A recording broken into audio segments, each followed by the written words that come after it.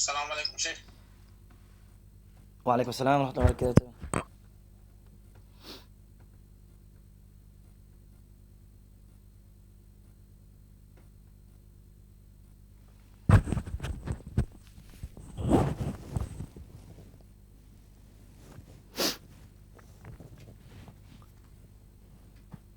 بسم الله الرحمن الرحيم. الحمد لله رب العالمين والصلاة والسلام على أشرف الأنبياء والمرسلين نبينا محمد وعلى آله وصحبه أجمعين.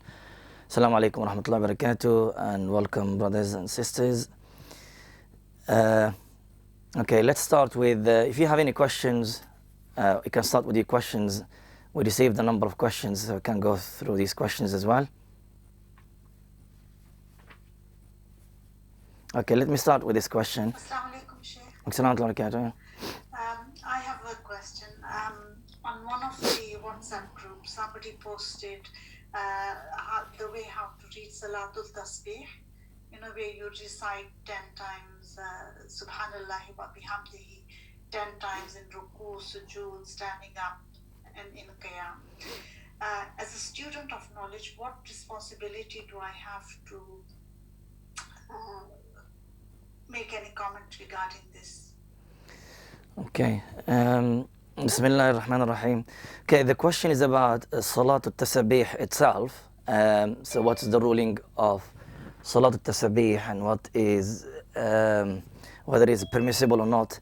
And then if it's not, then what shall I do with the person who posted and promoting and inviting others to pray Salat al-Tasabih.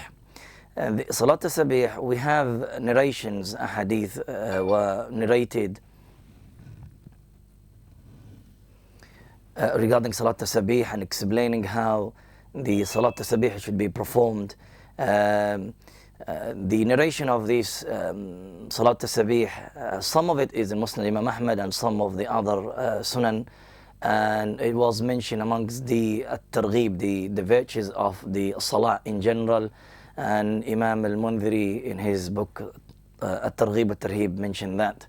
The scholars of Islam from early generation, they differ in the narrations of the Salat al-Tasabih.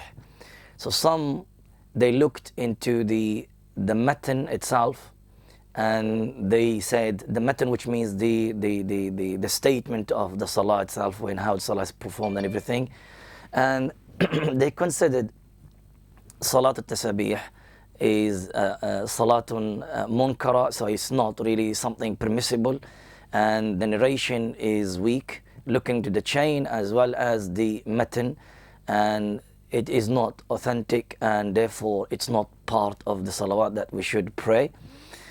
This is a view of Imam Ahmad and a number of scholars in Islam.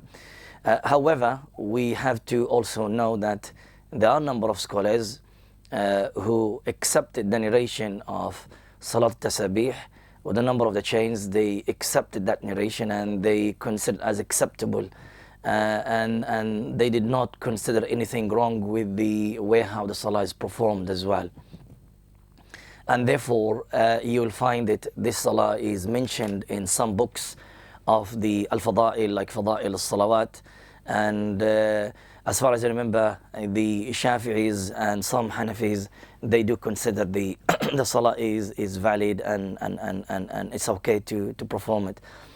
So there is an ikhtilaf about it. In my opinion, the salah is not authentic, and the salah is not correct and not valid for the person to pray it in that way, and because the narration is not authentic. Therefore, well, we should not pray the salah. However, how we should deal with the person who's promoting that, I would guess, I think, if a person is writing that in the group, the WhatsApp group, this person might be either a talib ilm, a student of knowledge, knows what she's saying and she's doing. And in this case, the person is really promoting what they know, and they're advising people to do something that they studied and they know it. The other situation, this person might be just a muqallid, and read something here and there and just want and trying to promote that to the community. Can I just interrupt? Yeah. This post is where there's international group, WhatsApp group, and it's been posted by somebody from India. Okay. Yeah.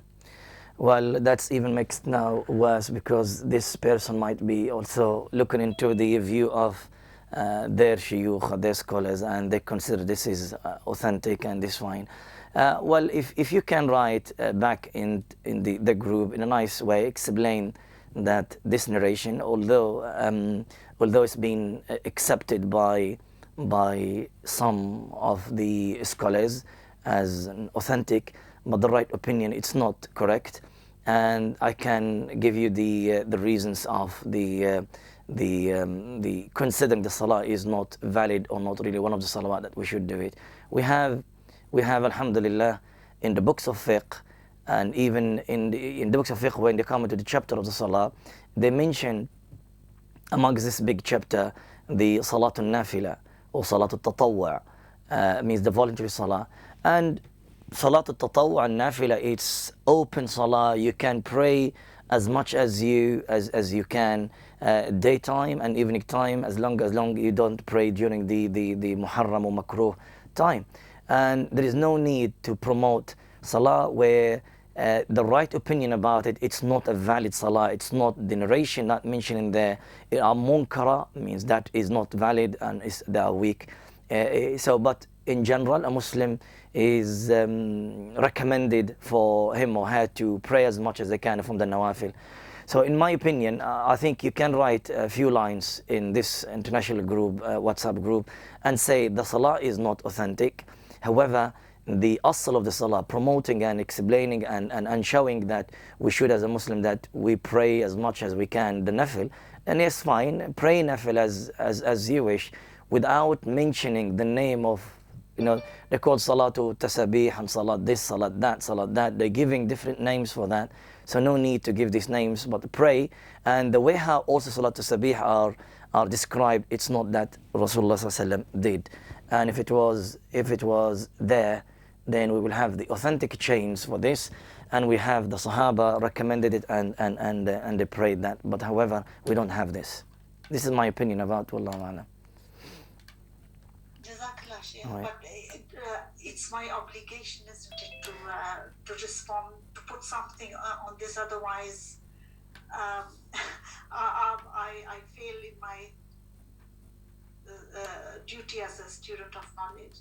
Yes, absolutely right. Yes, as a talib ilm, it's a duty upon you to clarify that, to explain it, and you will find possibly in this group, I mean, people are different types. So you might find some people they're not going to listen to except to their shuyukh, and they're who are they learning and they asking the fatwa and the answer from.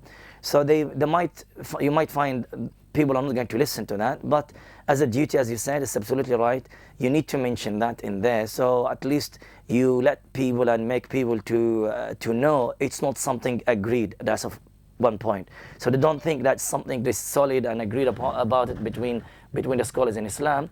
That's one point. And secondly, you make them to search and look into that and to know that there are some salawat, they mention them and they are not really authentic and they're not valid salawat, but people then promoting them and asking people to pray this, pray that. Yeah, so you should do that. Yes, in my opinion, you should do that.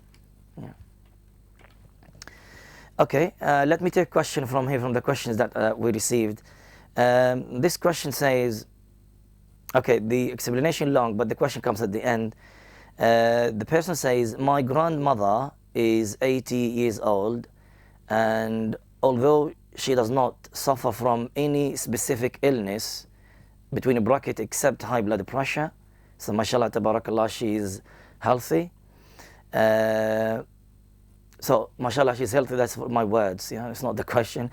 Then the question says, she feels fasting will be too difficult for her because it causes her to have a lot of gas in her stomach. I try to encourage her to fast, but she is not keen. So then the question says, is it okay for her to pay fidya? Okay. In general, Bismillah ar-Rahman ar-Rahim. In general, I mean, the question says the lady, she is 80 years old, mashallah, tabarakallah, may Allah subhanahu wa ta'ala bless her. So this age is considered in the terminologies of the fuqaha is kabira fi sin, it means that old. And the old person in fiqh or in the issue of the fasting has its own rules in there. However, the description here, the person says that she's healthy and she doesn't suffer with any illnesses, except that he said she feels. So it's not something that she's sure about. She feels well, and feels with what is going to bring the uncomfort to her. It's about the gas in her stomach. Well, in general, the fuqaha said al-kabir, and that is kind of agreed upon it. There's no khilaf about it. Al-kabir, due to the fatwa of Ibn Abbas, al-kabir fi sin, whether a male or female, who is tired and not well and fit for the fast. We know the fast is quite might be difficult for the people who are in this age. Then it is allowed for them to pay the fidya because of the saying of Allah subhanahu wa ta'ala, وَعَلَى الَّذِينَ يُطِيقُونَهُ فِدْيَةٌ طَعَامُ مِسْكِينٍ. So Ibn Abbas in this ayah, he said this is relating to kabiru as-sin, al-ajuzu wal-ajuza, or al-kabiru wal-kabira, اللذان يطيقان الصوم. They can't fast the month of Ramadan, then they pay the fidya. So you're talking about a kabir who can't fast, but if someone who's a kabir for sin, but mashallah tabarakallah healthy and can fast, then as you know, the obligation of Allah subhanahu wa ta'ala is still there. كتب عليكم الصيام والذين آمنوا كتب عليكم الصيام كما كتب على الذين من قبلكم. The ruling of Allah subhanahu wa ta'ala, it is still there, the obligations of the fast. So to everyone who's baligh, and this the older person in age is amongst those people who are included in the command of Allah subhanahu wa ta'ala in here. And they excluding that, when Ibn Abbas excluded that, the al-ajuz wal-ajuza wal-kabir fi sin, is all the time considering that they are not able to fast. So if the person is able to fast, then the fasting will be there. And Anas ibn Malik radiallahu ta'ala anhu also, he said عندما كبرت في السن. You know Anas ibn Malik, he died where he was one of the last Sahaba who died in al-Basra, and he was quite old in his age. He said عندما كبرت في السن ولم أقدر على الصوم.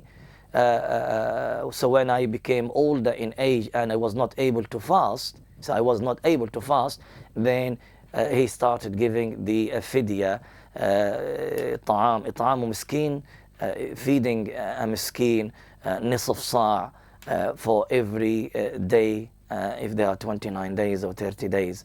So this is in general. I would leave it to the person herself, and if she is not able, she can't, because this description that she's feeling that she's going to have a difficulty because of the cause that she will get of the fast, which is the gas in her stomach, and that will create pain in her stomach, and she's old in age.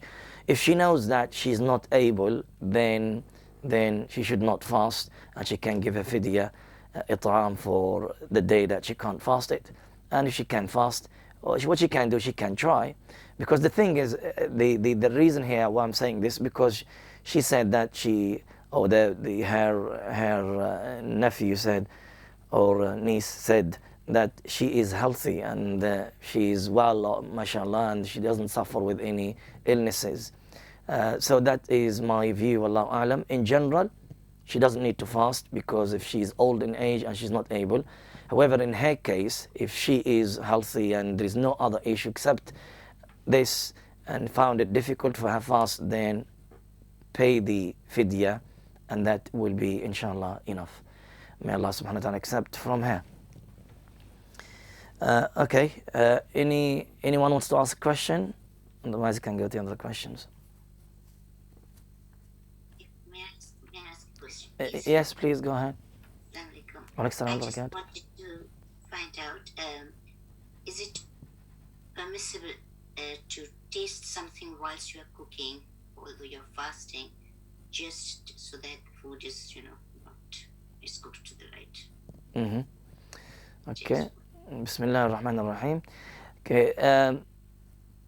Tasting the food for the ladies while they are the month of Ramadan, while in general while they are fasting, is it allowed? Not allowed? Well, the iftar is iftar, or the tahrim is when someone swallows the food and it goes inside the stomach. But tasting the food, which is just it goes into the mouth and then was spitting that out, that in general it is permissible, it's fine, but it will go into the level of the karaha in here, because really a fasting person should not have a taste of that. And if you think about the fuqaha, they mentioned that, I mean, I'm just saying now a side point. Some fuqaha, late fuqaha, they dislike a person to use perfume, to use whatever that makes the person fresh and look into like good. Because if the fast, you need to feel that the tiredness, to feel the hunger, to feel all of that. And if a person is going to taste the food, I know that you're cooking for your family and you want to know whether the food is right or not, and so it can be eaten after that, because if the food is not right, it might not be eaten by the family members. Well, I would say it's fine, it is allowed, it's because there's no swallowing the food, but it's better to avoid it if you know the amount of the food that you're cooking and what you need for that in terms of the salt, in terms of the whatever other herbs that a person can put in there. Because we can say now the ladies in general they're cooking all the time. They know that they're cooking, they've been cooking before, so they cook, and therefore why now you need to taste the food, because you've have the experience before and you know how much salt that you should put in there and how much that herbs that you should put in there. However, you might have some guests and some other people, and you feed more people and you want to put more, and the amount of the food that is different now from what you normally do all the time, and therefore you need to taste it, and it's fine. But I would just say, consider that the disliking part of this in the mind will be better, so try to avoid it, because when you're putting that in the mouth and then you need to wash your mouth, you need to spit it out, you need this, because you never know that, because you're going to swallow your saliva after that. When you're swallowing your saliva, you're having the taste of that, so it's better not to do that. But however, it's in general it's fine, inshallah. Okay, let's go to this question. I have this question was sent in Arabic, so I will translate this. This person says, who sent the question, says that I am okay. There is he said I have a family member or friend who the nafaqa upon him is not my obligations, so that he made his own decision. He said that he didn't show that how he is related to this person, and he said that so basically I think he's talking about his situation. He has a land, he bought it some times ago, and he is not a land trader, but he just bought the land. And now he offered the land for sale, but for many times, but no one wanted to buy this land.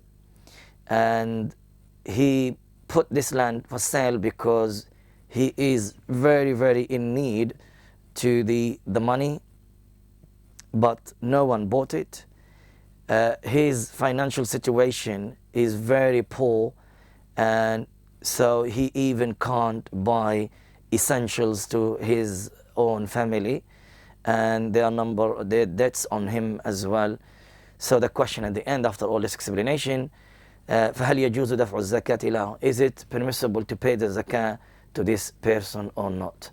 So, well, from the description it's very clear this person is miskeen. And Allah subhanahu wa ta'ala said, إِنَّمَا الصَّدَقَاتُ لِلْفُقَرَاءِ وَالْمَسَاكِينَ.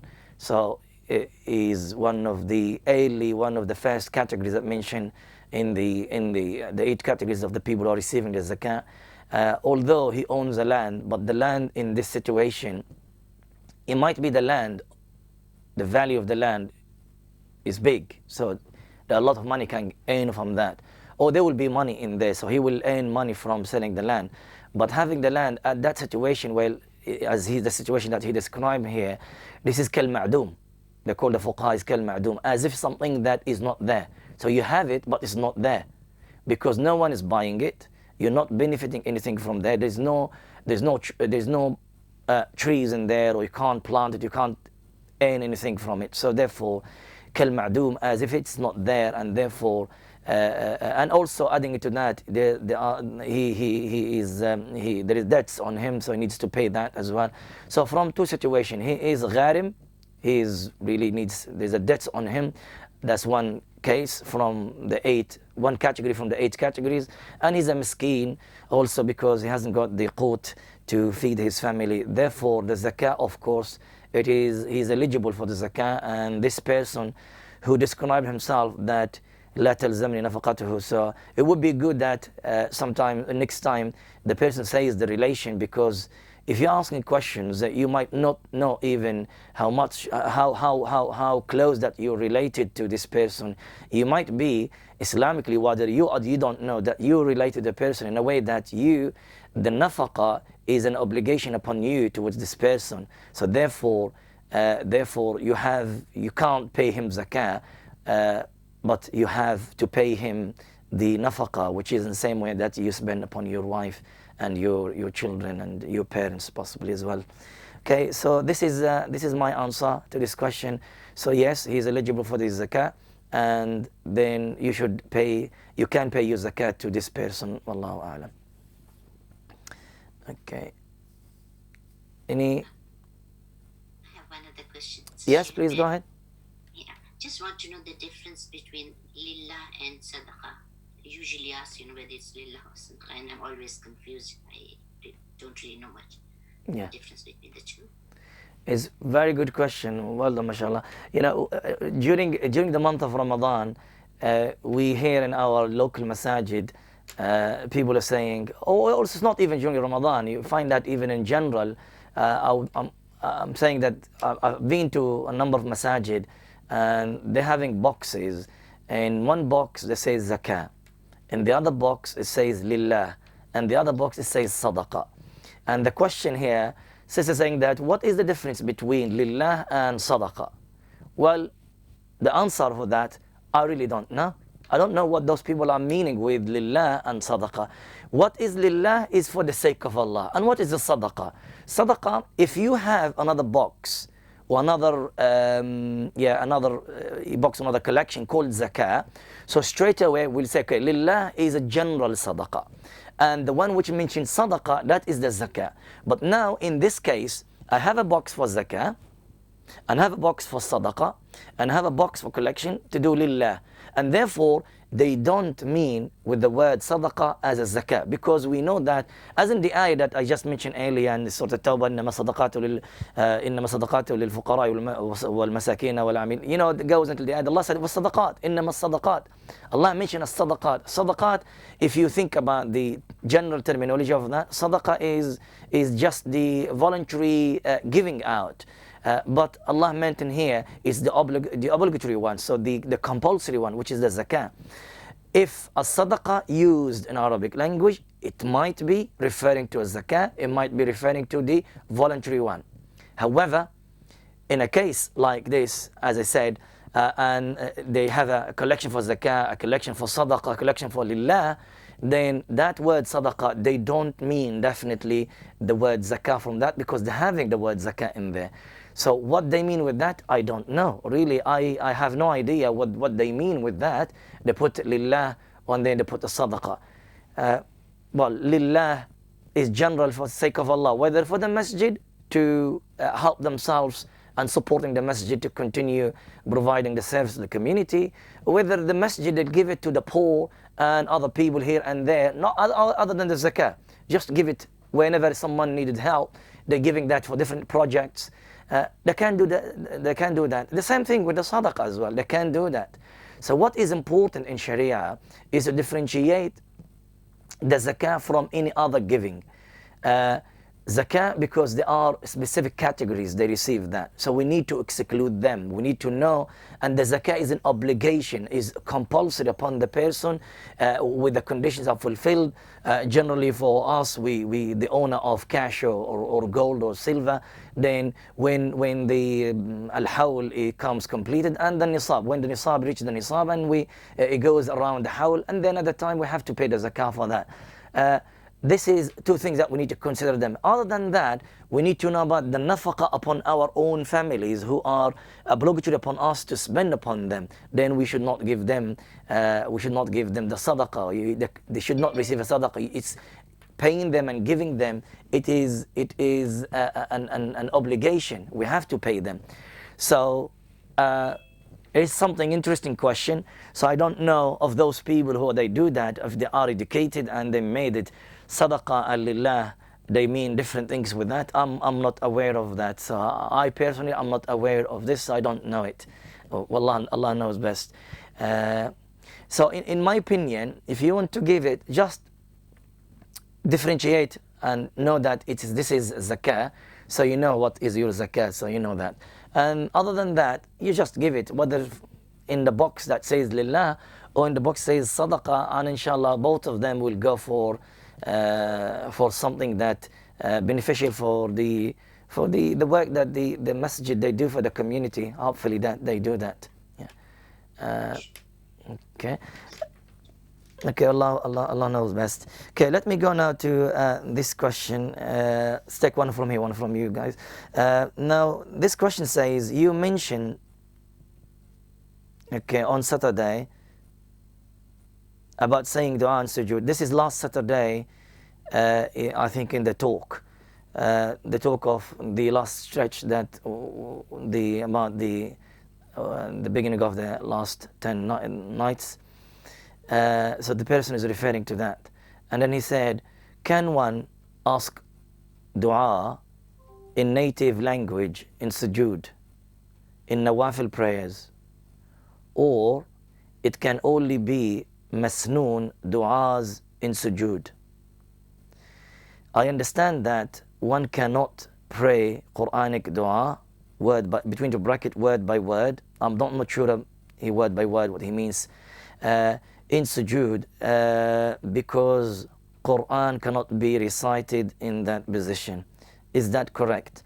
So I think there are three matters the person here mentioned.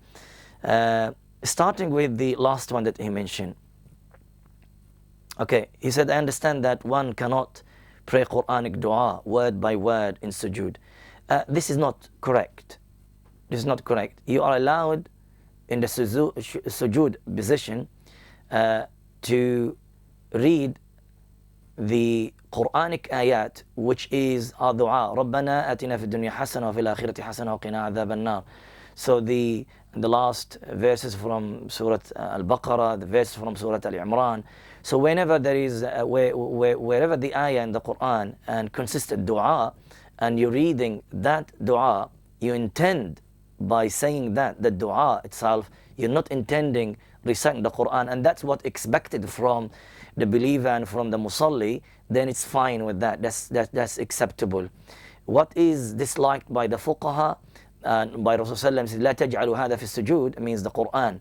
The Quran, it should be لا تجعلوا هذا في السجود ولا في الركوع. Don't make this in your ruku' and in your sujood. You make that in your qiyam, while you are standing up, and that's the recitation of the Quran. So while you are in the sujood position, while you're on ruku', let's go talk about sujood. While you're in the sujood position, and there is an ayah like this, رَبَّنَا آتِنَا فِي الدُّنْيَا حَسَنَةً وَفِي الْآخِرَةِ حَسَنَةً وَقِنَا عَذَابَ النَّارِ, asking Allah subhanahu wa ta'ala to grant you the good of this dunya and the good of the akhirah, then it's fine with that. That's excluded from the karaha that mentioned by the fuqaha. So that's to do with the the third part of the question is to do with the sujood. And I think he meant he word by word means that reading the ayah in full. So if you're not reading the ayah in full, then you're not reading the ayah. But as I said, even reading the ayah, reading the verse itself, which consists of dua, then it is fine.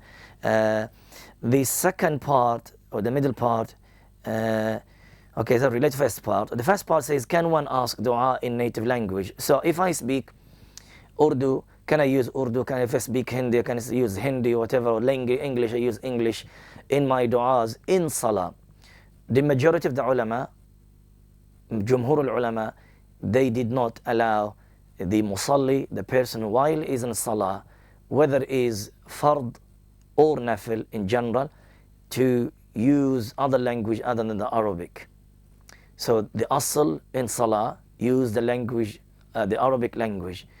The sujood position is when a person makes the dua to Allah subhanahu wa ta'ala, and aqrab ma yakun al-abdu min rabbih, the closest place to the slave with his Lord during the salah is in the sujood. And فَأَكْتِرُوا فِيهِ مِنَ الدُّعَى, Rasulullah said, increase your dua in there. So the dua that you should use in there, Jumhur al-ulama are saying you should use using the Arabic dua. So when we talk about ad-dua al-masnoon, and that's the second part, ad-dua al-masnoon means that what Rasulullah used to say in his sujood, or the du'as of Rasulullah. That du'as, some scholars, they are stricter with it. You should not change it into the other language and use it in Arabic. So when you use that in your sujood, say that in Arabic, meaning that you need to memorize it and you need to say it in the language how it was said by Rasulullah. Other than dua al-masnoon, the recommended, the Sunni du'as, you making your own dua asking Allah subhanahu wa ta'ala for any khair in this dunya and the hereafter, then the Jumhur ulama is saying that you say that after your salah and you don't say that during the salah. However, saying that and having said that, there is an opinion. I just need to make you aware of that, because I know majority of you are tullab ilm and you need to know more than just having an answer. There are amongst the scholars who indicated and showed that is allowed, and amongst them Shaykh Islam Taymiyyah, who showed in more than one place that a person sometimes needed to make a dua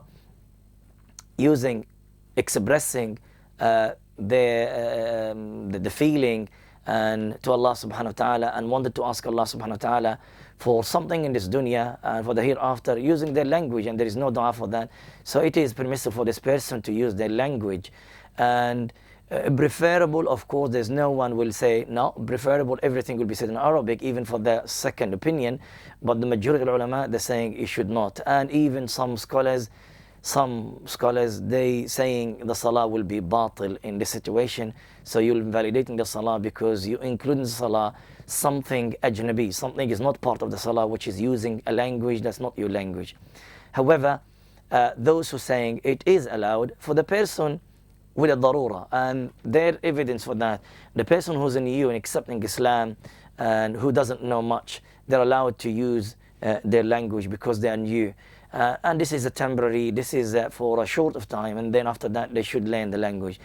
I would say now to my brothers and sisters who have been born as Muslims, and they are Muslims, for how long are you going to stay like that? At least make your du'as and learn them in Arabic, and say your du'as, the masnoon one in your salah, say them in Arabic. If you have other than that, make your dua outside the salah to guarantee that your salah is valid, because as I said earlier, some fuqaha, they consider the salah, this situation, if you make the dua in using other than Arabic, the salah is batil. You don't want to doubt your salah and you never know that salah whether it's valid or not, because it's better to read the dua in Arabic, and then the other dua, say it inshallah outside the salah after completing your salah, between the adhan, the iqama. Any other situation you can make your dua later on inshallah. So this is my view, wallahu a'lam. Any questions before I go to the other question here? Anyone?